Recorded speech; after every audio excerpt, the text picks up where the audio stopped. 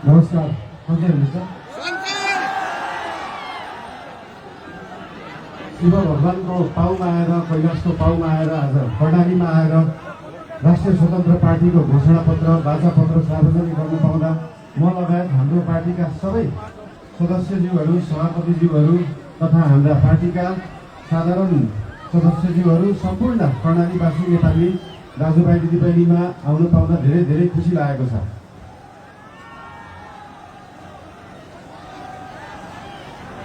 कर्णाली यो देशको सबैभन्दा ठुलो ताल, राणा ताल, राजा महेन्द्रले भन्नुभयो जस्तो स्वर्गकी अप्सरा भएको ठाउँमा आउन पाउँदा धेरै खुसी लागेको छ। देशको सबैभन्दा लामो नदी रहेको ठाउँ, देशको सबैभन्दा ठुलो जिल्ला रहेको ठाउँ, देशको सबैभन्दा ठुलो गाउँपालिका रहेको ठाउँ, देशकै सबभन्दा गहिरो ताल रहेको ठाउँ, जुन गहिराईलाई आजसम्म कुनै सरकारले, कुनै पार्टीले, यो देशले बुझ्न सकेन, त्यो गहिराईलाई बुझ्न चाहन्छौँ। त्यो गहिराई बुझ्ने पार्टी हो राष्ट्रिय स्वतन्त्र पार्टी।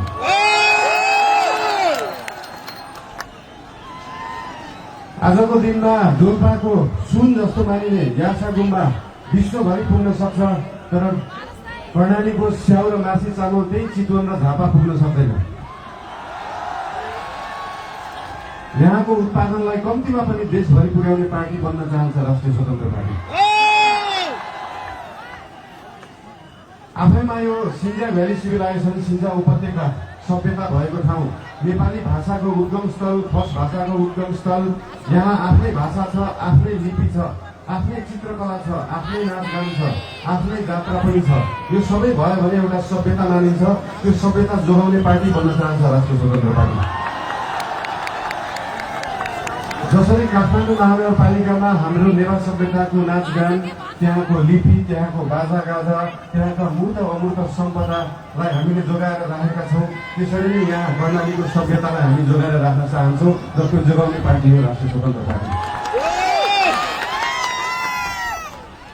देशमा अझै पनि भोकमरी छ, अझै पनि 4 वर्ष मुनिका बालबालिकाहरूको मृत्यु दर एकदमै बढ्दो छ, महिलाहरूको, आमाहरूको मृत्यु दर बढ्दो छ। त्यो कर्णालीमा छ र त्यो कर्णालीको पीडालाई, गरिबीलाई, त्यो दुःखलाई बेच्ने नेता धेरै आए, त्यो गरिबीलाई बुझ्ने नेता धेरै आएका छैनन्। अहिलेसम्म कोही आएको छैन। त्यो बुझ्ने नेताहरू बन्न चाहन्छ राष्ट्रिय स्वतन्त्र पार्टीका नेताहरू।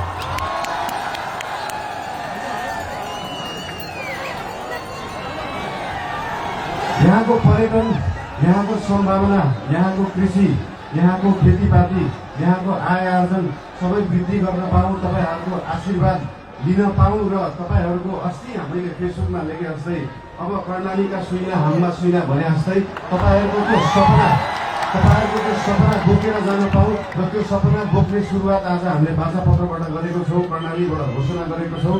आज उपरान्तबाट त्यो सबै तपाईँका सपना हाम्रा सपना हुनेछन्। ती सपना बोकेर यहाँबाट जान पाऊँ। धेरै धेरै धन्यवाद। नमस्कार। पक्कै पनि कर्णालीका सुइना